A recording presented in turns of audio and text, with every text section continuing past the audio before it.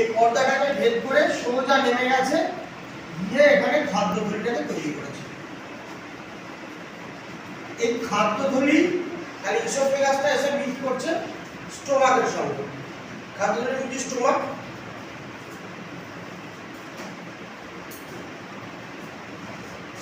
স্টোমাকে meet করেছে।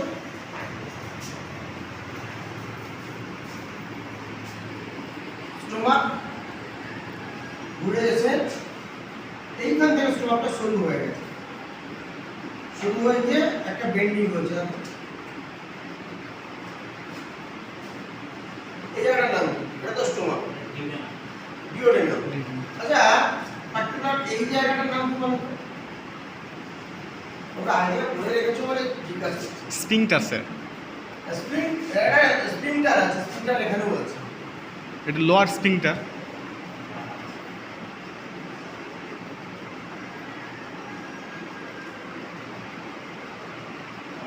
পাইলোরাস, এটা হচ্ছে স্টোমাকের পাইলোরাস পার্ট, আবার ডিওডেনাল পাইলোরিক স্পিংটার বলে, যে মাসলটা আছে যেটা পর্দা কপাট, এটা পাইলোরিক পার্ট অফ স্টোমাক। সেই জন্য একটা রোগ হয় এইচ পাইলোরিক, এখানটা মূলত বাসা বাঁধে বলে হ্যাইপোব্যাকটেরিয়াম, এর নাম হচ্ছে হ্যাইপোব্যাকটেরিয়াম পাইলোরি। যাই হোক, আচ্ছা এই জায়গাটা স্পিংটার আছে, ইসোফেগাস যেখানে খাদ্য নালীতে নামছে, এখানে একটা স্পিংটার। এই স্পিংটারটা না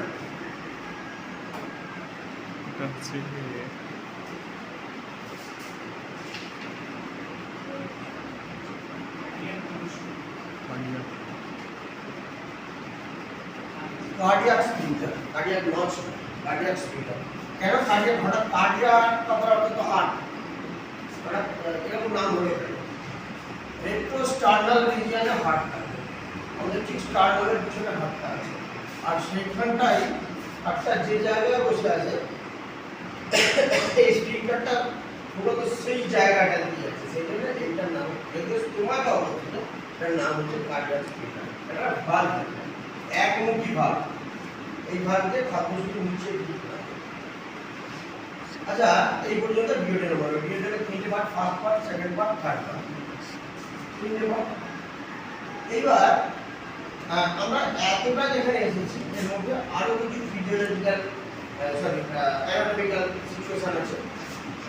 আমাদের এই বাক্কাল ক্যাভিটি, বাক্কাল ক্যাভিটি আমরা একটু খাওয়ার খাচ্ছি, মুখে লালা কথা হচ্ছে, মুখে লালাটা ভিজে সবসময়।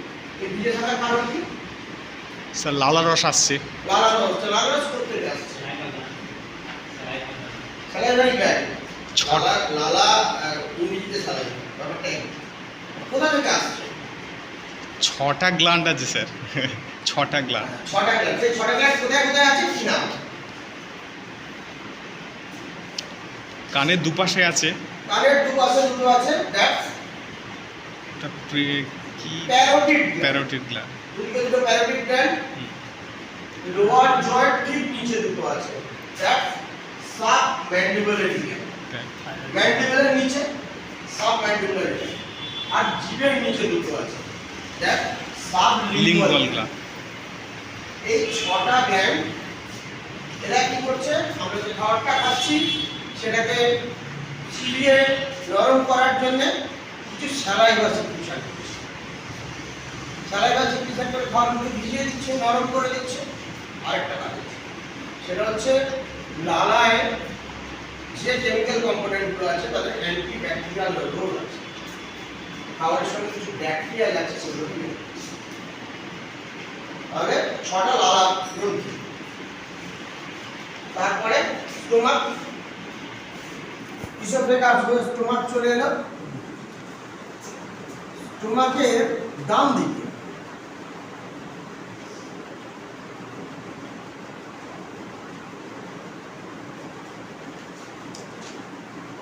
কি আছে? লিভার আছে,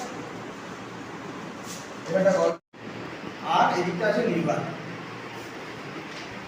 এবার ডিওডেনাম শেষ হলো, ডিওডেনামের পরে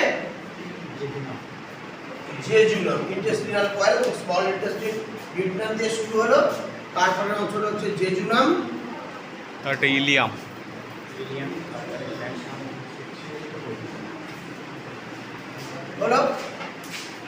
এই পর্যন্ত গেল।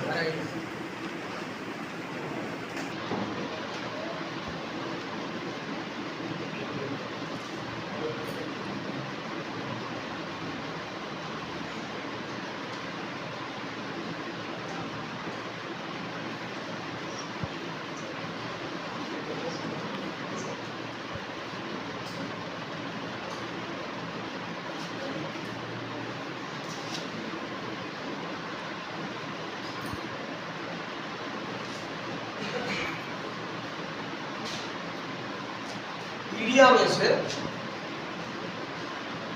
লার্জ ইন্টেস্টাইনের সঙ্গে যোগ হবে। কোথায় যোগ হবে? সিকাম। Caecum part. লার্জ ইন্টেস্টাইনের শুরুটা হচ্ছে সিকাম। এই সিকামের সঙ্গে ইলিয়ামটা এসে যোগ হয়ে গেল।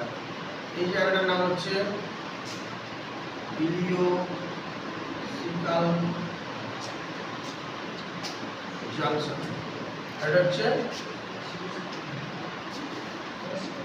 সিকাম। এটা কি? অ্যাপেন্ডিক্স। Vermiform appendix. কথাটা হচ্ছে ভার্মিফর্ম অ্যাপেন্ডিক্স। কারণ অ্যাপেন্ডিক্স নরমালি কেঁচোর মতো, ছোট্ট কেঁচোর মতো। ভার্মিফর্ম কথা বলা হয়।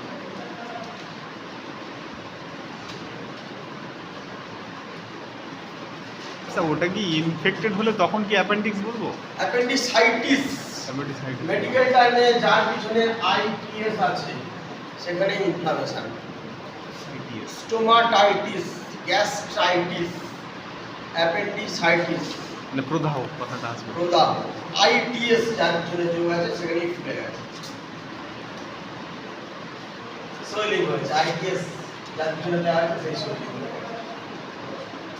তারপরে এখান থেকে সিকাম, নিচের পার্টটা সিকাম। সিকামের ওপরে লার্জ ইন্টেস্টিন ডান দিক দিয়ে উঠেছে।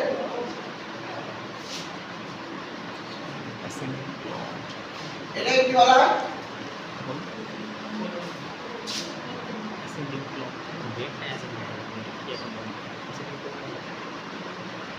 অ্যাসেন্ডিং কোলন, ট্রান্সভার্স আর কোলন, ডিসেন্ডিং, ডিসেন্ডিং কোলন, তারপর সিগময়েড, তারপর সিগময়েড কোলন, তারপর রেকটাম, রেকটাম, অ্যানাস। অ্যানাস।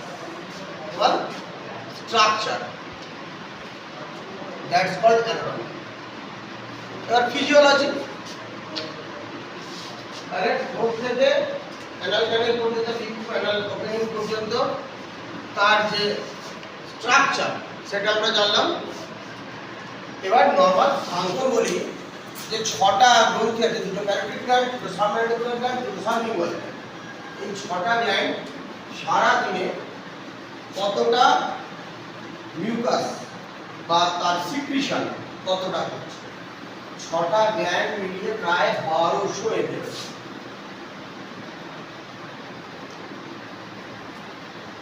এক লিটার 200 মিলিলিটার তাদের যে সিক্রিশনটা, 6টা গ্ল্যান্ড মোট সিক্রিশন করছে। মুখের ভেতরে আমরা লালা ভাবো সারাদিনে আমাদের লালা নর্মালি একদম আমরা নর্মাল ফেজে আছি, আমাদের কোনো সমস্যা নেই, লালা গ্রন্থির কোনো সমস্যা নেই, তাতেই সারাদিনে প্রায় 1200 ml লালা সিক্রিশন হচ্ছে।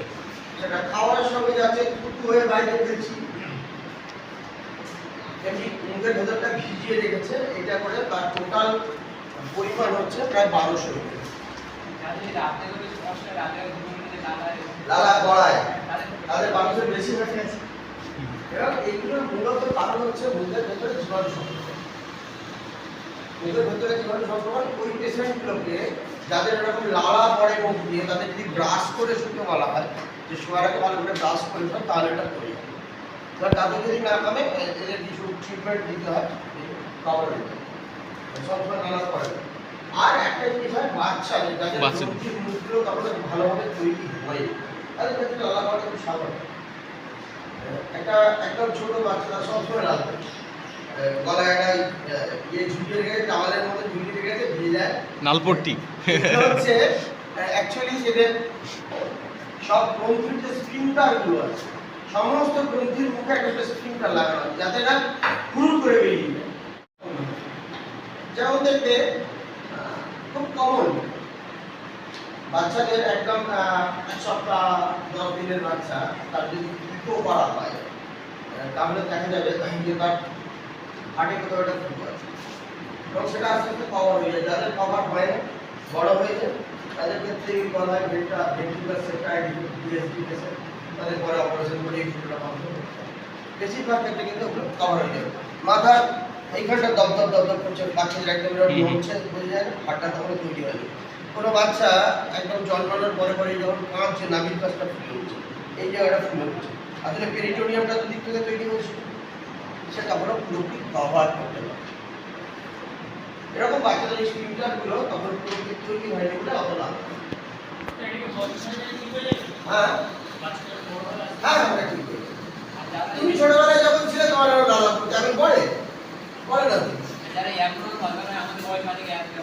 ওগুলো তৈরি হয়, ওগুলো তার টোটাল সিস্টেমে মেকিং যে ব্যাপারটা সেটা ড্যামেজ হয়ে গেছে, সেই জন্যই এই অবস্থা। ওই দিন নেই সিকুয়েশন হচ্ছে। এবার চলে আসি ইসোফেগাস। আচ্ছা, একটা খাওয়ার পরে যে মেকানিজমে নিচের দিক না, সেই মেকানিজমটার নাম পেরিস্টালটিক মুভমেন্ট বা পেরিস্টালসিস।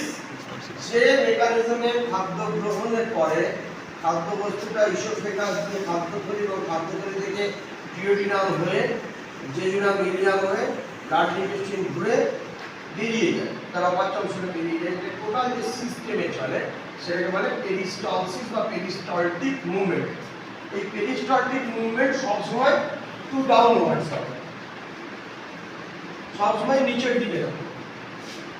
আর এইটাই যখন উল্টে যাবে তখন ভমিটিং হবে, বমি হবে।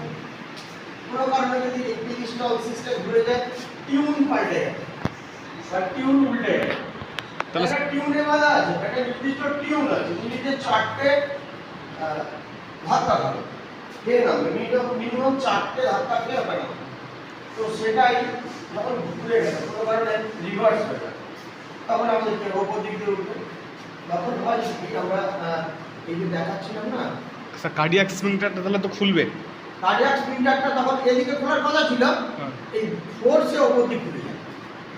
আবার খুব বাজে গন্ধ, খুব দুর্গন্ধযুক্ত কোনো জায়গায় গেলাম, খুব ভয় পেয়ে গেলাম, সি সিকনেস বা এমনি গাড়িতে করে যাচ্ছি, মোশন সিকনেস যেটাকে বলে, মোশন সিকনেসে হয় কি এই টিউনটা উঠে যায়, তখন ব্রেনের মধ্যে পস্টিরিয়র পিটুইটারি থেকে ইম্পালসটা যায়, ওই সিকনেসটা সে নিতে পারছে না, তখন সব সিস্টেম পাল্টে যায়, ঘুরে যায়। তখন গাড়িতে উঠে আমাদের বন্ধু হয়, জাহাজে গেলে তো হয় না, যে এত দৌড়া পায় যে সব সিস্টেম ঘেটে যায়, জাহাজে সবচেয়ে বেশি। তো এইবার আমাদের যে মুখের মধ্যে স্যালাইভারি গ্ল্যান্ড ছিল সেখান থেকে আমরা ইসোফেগাসের খাবারটাকে বাড়িয়ে দিলাম, খাবারটা স্টোমাকে এসে পড়লো। এই স্টোমাকে এসে পড়লো, এই স্টোমাকে এসে কি হয়, মূলত যেটা থাকে হাইড্রোক্লোরিক অ্যাসিড। আমাদের স্টোমাকের মধ্যে 24 ঘন্টায় হাইড্রোক্লোরিক অ্যাসিডের স্প্রে হচ্ছে। সেই স্প্রেটা কখনো বেশি হচ্ছে, কখনো কম হচ্ছে। যখন আমরা খাবারটা খাচ্ছি, যখন ফুড ইনটেক করছি, তখন সেই স্প্রেটা বাড়ছে, আর যখন ফুড ইনটেক করছি না তখন অল্প অল্প করে আসছে। অ্যাসিডিটি সবসময় ওখানে হাইড্রোক্লোরিক অ্যাসিড আসছে এবং তার সঙ্গে বেশ কিছু এনজাইম। এই হাইড্রোক্লোরিক অ্যাসিড এবং এনজাইম এর নর্মাল যে কোয়ান্টিটিটা, normal quantity of hydrochloric acid with enzymes in stomach is 1.5 liter. সারা দিনে ভাবতে পারছো কত অ্যাসিড আমাদের পেটের মধ্যে তৈরি হচ্ছে প্রতিদিন? 1.5 লিটার। তার থেকে বেশি যখন হয়ে যায় দ্যাটস হাইপার অ্যাসিড, আর তার থেকে কম হয়ে গেলে হাইপার অ্যাসিডিটি। ডিপ্লোর সঙ্গে একটা কথা জিজ্ঞেস করি, এটা যখন কি খাবার খাওয়া হয় সেই সময় সিকটেশন হয় না অটোমেটিক সবসময় সিকটেশন? না, খাবার যখন খাওয়া হয় তখন সিকটেশনটা অনেক বেড়ে যায়, বাদ বাকি সময় হালকা হালকা সিকটেশন হয়, একদম স্টপ হয় না। তাদের ক্ষেত্রে একদম স্টপ হতে পারে যাদের হাইপোসিকটেশন আছে, যাদের এখানে যে গ্যাস্ট্রিক পিডগুলো আছে, পিডে যাদের গন্ডগোল আছে, আবার পিঠগুলো ক্ষয়ে গেছে, উপরের পার্টগুলো, উপরের মিউকাস মেমব্রেনটা নষ্ট হয়ে গেছে, তাদের ক্ষেত্রে অনেক বেশি বেশি চিকিৎসা হবে। গ্যাস্ট্রিক আলসার পেশেন্ট, হাইপারঅ্যাসিড, আমরা আসবো, ওই আলোচনায় আসবো। তো আমরা নর্মালি ফাংশনটা জানি, এখন ফিজিওলজিটা জানি।